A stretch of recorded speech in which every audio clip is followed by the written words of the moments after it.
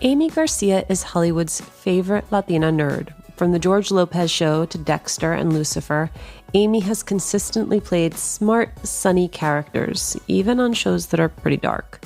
Now she's launching her own production company, Scrappy Heart, and creating space for others who, like her, don't fit neatly into any one box.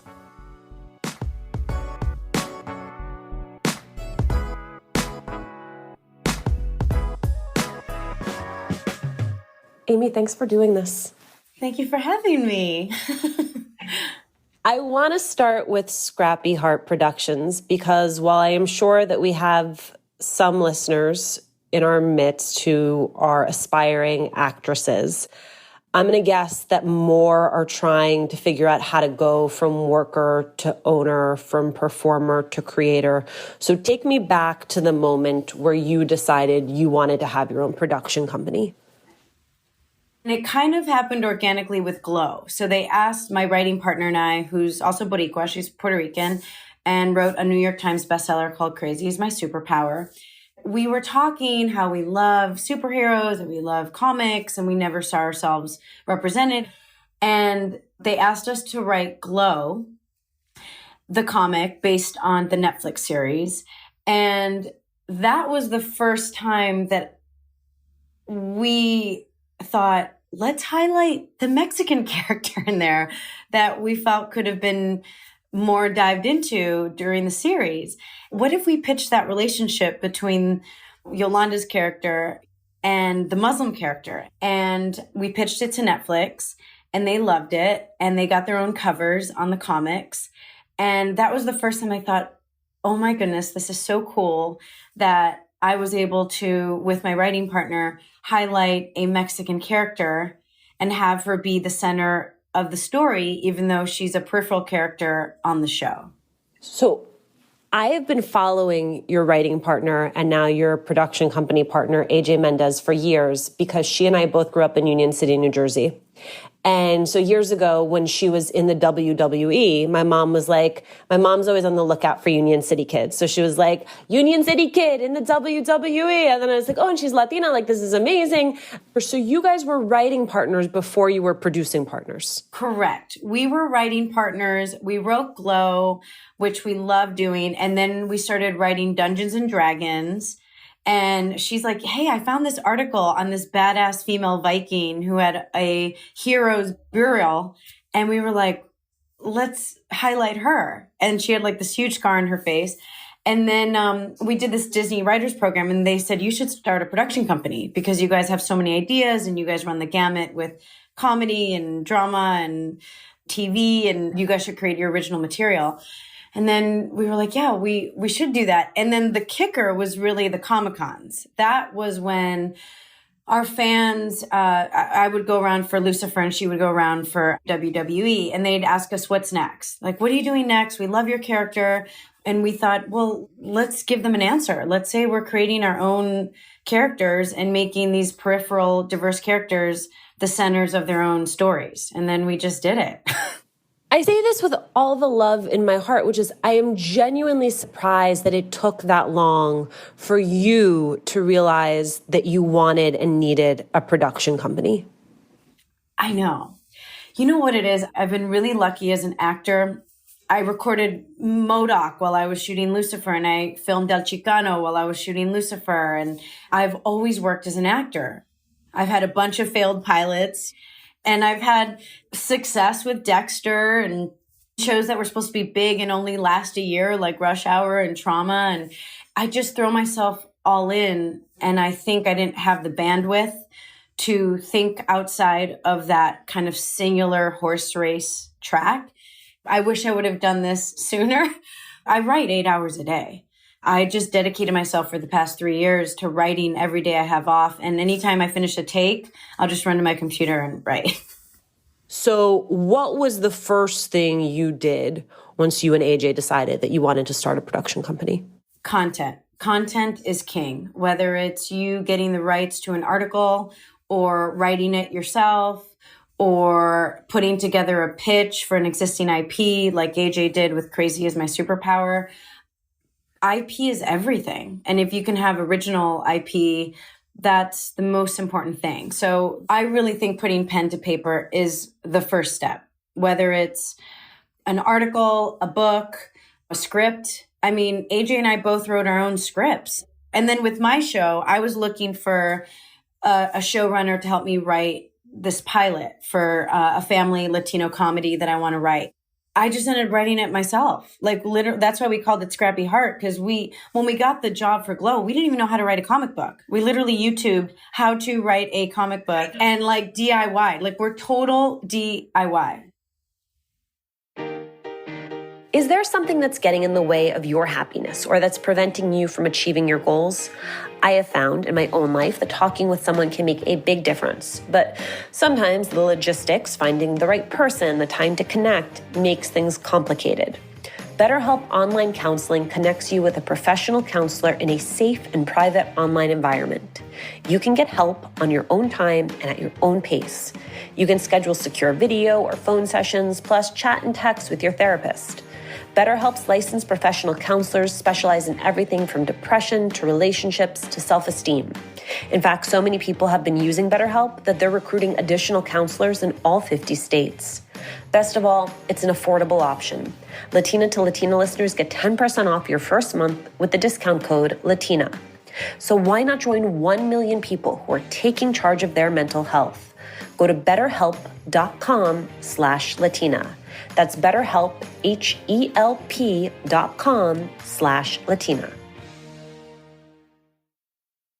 You were going to say something about the fear. What were you going to say about fear? I think we're just scared of stuff we don't know, and we're scared to fail, which is totally understandable. I'm known as an actor, but I'm completely rookie and completely green as a writer. So it's very vulnerable to put your ideas on paper and have someone not only judge your interpretation of a character, but to judge your brain, your ideas. That's so personal. And you're basically giving someone your brain baby. And if they crap all over it, it's just really heartbreaking. I say this all the time, but babies fall and get up all the time. Like they don't know any better. They literally fall dozens of times before they learn to walk, and they don't care. They just get back up. And so I think we could learn from that. And, Walking Dead got no's from every network except for AMC. It's not about even the quality of the work sometimes, which I think obviously is very important. Sometimes I think it's just about persistence. So funny. I was watching another interview with you and you were talking about writing the comic book, and the person who was interviewing you just sort of couldn't get over this idea that that wouldn't result in you playing a character. I think when you have been talent in front of the camera, talent on everything you've been a part of, how do you then reposition yourself and get other people to understand you as being a person who's going to be behind the camera? What helped me a lot was getting published. I mean, to have a comic book that says, Garcia, you can't say you're not a writer. AJ and I both wrote our own scripts, and we're really close to making a deal with a studio now. And instead of us saying, this is what our vision is, this is what we're thinking, you literally just have to show them. You literally just have to write your voice, and then they will see your voice. We're a visual industry, you know what I mean? And we're a risk-averse industry. Nobody wants to take a risk. There's so much money on the line. The stakes are so high, especially now. And so I think the best thing to do is just do it and not ask for permission. You have to just roll up your sleeves and do the work. I think you just have to be delusional enough to jump. You go to Northwestern, triple major in economics, journalism, and French. You act throughout college, theater, indie films, commercials. But then you moved to New York to work in finance. What went into that decision? So I'd been acting for so long in order to pay for college. And then once I paid for college, I was like, well, I guess my work is done here. And I didn't want to admit to myself that I loved it so much. It was one of those... Why?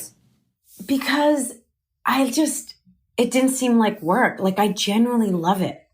I love being a ham. I love making people's days a little better. It was impossible that someone would get paid to do something they love so much. I didn't feel like it was a real job. Maybe, I don't know, maybe it was my immigrant parents. You have to like suffer. You know what I mean? There's sacrifice. You know, my dad grew up in an outhouse. He didn't even have indoor plumbing. My mom grew up super poor. Like maybe I felt guilty that it came so easy. Like it just was so fun. I didn't really think of it as like a job. I loved it. And so I thought, you know what? I got to get serious.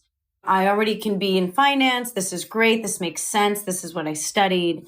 And it was like breaking up with the love of your life, dating other people, and then coming back and being like, I can't stop thinking about you. I think in the back of my head, I always knew I would go back, but I needed to know that I could do something else. I didn't want to go knowing this is the only thing I can do. I felt like if I was going to really pursue acting full time, I needed to know that I could make money at something else in case I needed to walk away. I needed to know I could walk away. So I walked away. Was there a moment, though, that led you back to acting? Jessica Alba on Dark Angel. I remember, if I ever see her, I'll probably tell her, another representation matters. I mean, I saw her on a motorcycle and she was this bionic, really like ahead of its time headliner. And I thought, that's so cool. I want to do that. And that was it. That was like the catalyst. Latina to Latina is brought to you by First Republic Bank. As your focus turns to what matters most to you and your community, First Republic remains committed to offering personalized financial solutions that fit your needs.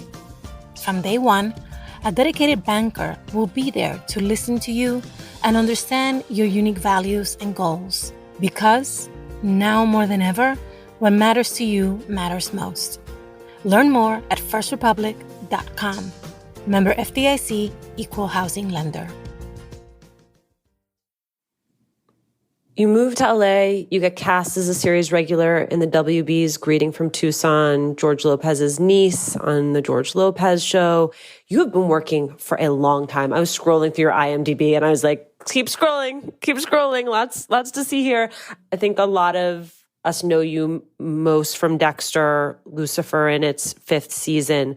What is the secret to consistently working in an industry that runs so hot and so cold? It's funny. I don't have a sexy career. I don't have like I was so beautiful DJing at the party. I was discovered. You know, I wasn't the female lead in a huge franchise. Like I have a very blue collar career, to be honest. It's just a very one foot in front of the other, 1 brick, 2 bricks, 1 line, 2 lines, 1 scene, 2 scenes. And I'm proud of that. Maybe not having the ego I should have to say no.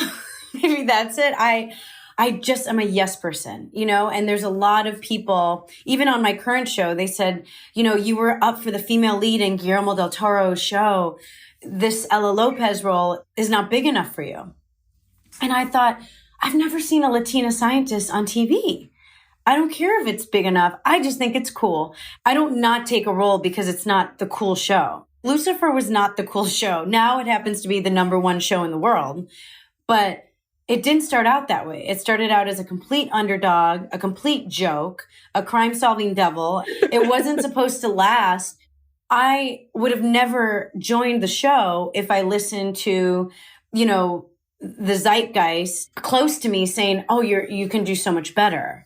And so I guess I just say yes. And I don't know if that's right or wrong. I mean, I think sometimes you have to say no to leave yourself open for a yes. I am just such a workhorse that I learn from every failed pilot. I learn from indie film I do. The key is put your ego aside and just say yes and not worry about whether it doesn't have the sexiest actors in it. Everybody wants to do the thing that's cool. I just do the thing that I want to do. It might be cool, might not be cool. What excites me, what gets me out of bed in the morning, and what is going to inspire me to go that extra mile so that I can go to bed exhausted because I thought, oh my gosh, this is so cool. And if other people think it's the nerdiest thing or the dumbest thing, I can't concern myself with that. I'm learning a lot. I'm going to replay this interview many times so that it sinks into the depths of my soul. I have been so heartbroken in this particular industry that, one more no isn't going to kill me. I say one more no is closer to a yes. And you learn from no's. I think The Strain with Guillermo del Toro, that one crushed me. Oh, this is a crazy story. This is funny. I was up for the female lead, and it was down to 3 girls. And they're all talented. We all know each other, and it could go either way. And we went in like 7 times, and we screen tested with the male leads and all this stuff. And on my way to give a speech to this nonprofit I work with called MOST, Motivating Our Students Through Experience. It's a mentorship program for girls in lower income areas. And so I'm about to give a speech to them at their retreat. And I get the call that I didn't get it. And I'm like, no worries. Another no is closer to a yes. And I'm holding it together in the car. I'm like, no problem. I got to get it together. I got to talk to these girls and on to the next one.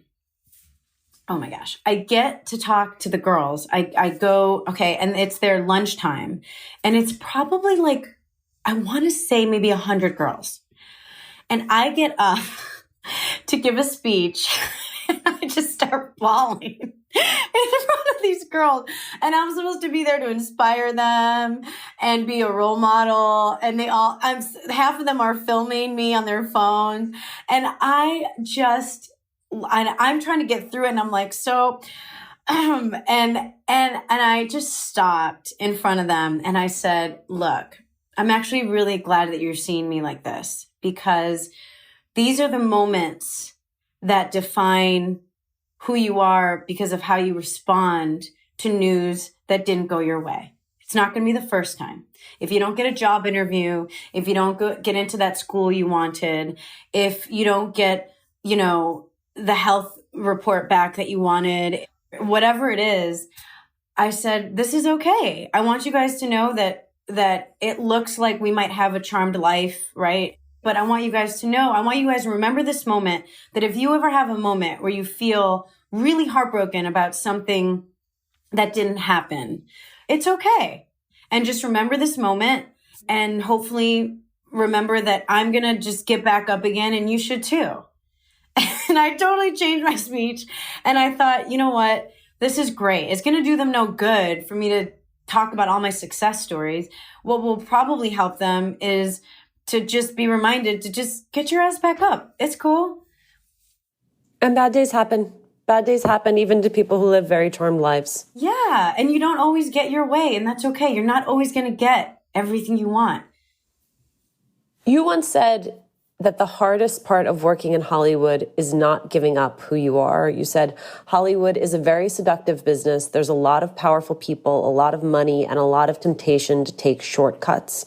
Can you tell me about a time when you were offered a shortcut and chose instead to take the long road? There was a project that I had done, and the same director of that project went off to direct a very successful movie. And that director had asked if I wanted to go on his private plane to the Caribbean. And I knew that if I went, I'd probably get the role for the next movie that he was doing. And did not even entertain it for a second and said, no, I didn't get the movie. And I was totally okay. Because you felt it was a romantic overture? 1,000%. 1,000%. And it happened again on another show I had done. A friend of mine who was on the writing staff went to another show, which was one of the most successful shows of all time.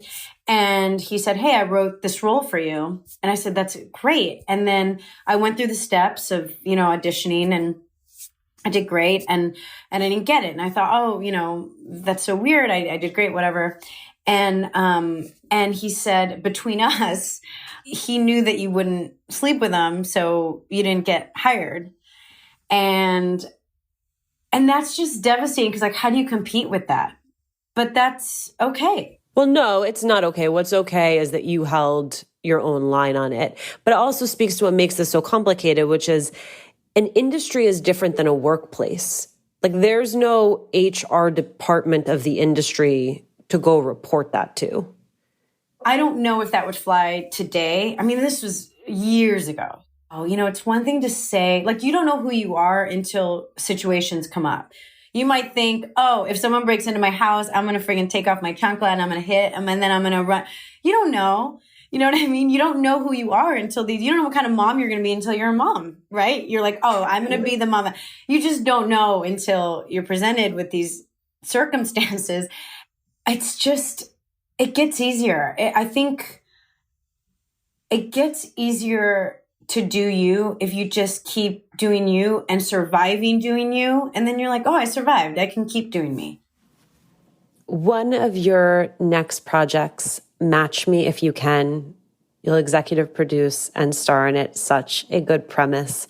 A talented computer nerd gets rejected by an online dating service. They say she's unmatchable. Her status goes viral. How much, if any of this, is inspired by your own experience of dating? I actually never online dated. I'm a total hopeless romantic idealist, but I loved it because, first of all, I love geek culture. I love this because I think it's today's world. I think a lot of people find themselves online, and I think it could be really disheartening when things don't match up in reality like they seem on your phone. And, you can be anyone you want online, but I think, I've had girlfriends be like, dude, he does not look like his picture. You know what I mean? And he was like, that picture was like 10 years ago. And I thought, well, and he was like, he put on so much weight. And I said, well, I don't know. I mean, he's not lying. That wasn't him 10 years ago, but I thought there was so much humor in that. And then when they came to me with it, I loved it. It's been wonderful to just be able to set the tone. I think the best part of being a producer is making people feel safe and inspired to do their best work. And sometimes if I'm not headlining a show or if I'm not a producer on a show, I don't want to overstep my boundaries. I want to be respectful. But as a producer, you can really affect the most change because you can kind of set up the pieces of the puzzle for hopeful success. What did I miss? One thing that's really exciting work-wise is MODOK, that my character Jodie is now officially part of the Marvel Universe. And MODOK, is voiced by the incredible Patton Oswalt, who's also writing and producing. And I think it's going to be one of the first biracial families in the Marvel Universe, which is really cool because, me in comics. I guess what I want to say is that we're moving in the right direction. I think that there's a lot of work to do, and I promise to do what I can to create, cool, fun superheroes for the next generation so that they're like, oh my God, that's me. And they don't have to kind of cherry pick, their role models like we did in our generation. But I guess I just want to, in such a dark world right now, I just want to tell people like, it's going to be okay. Like we're going to get through this and we're going to come out stronger and we're going to be okay. So that's really it. I just want to kind of inspire people to just take it one day at a time, do what you can, and all you can do is all you can do. And that's okay. Thanks for joining us. Latina to Latina is executive produced and owned by Juleka Lantigua Williams and me, Alicia Menendez. Virginia Lora is our managing producer. Cedric Wilson is our producer. Carolina Rodriguez mixed this episode. Manuela Bedoya is our social media editor. We love hearing from you. Email us at hola@latinatolatina.com. And remember to subscribe or follow us on Radio Public, Apple Podcasts, Google Podcasts, wherever you are listening. And please leave a review. It is one of the fastest, easiest ways to help us grow as a community.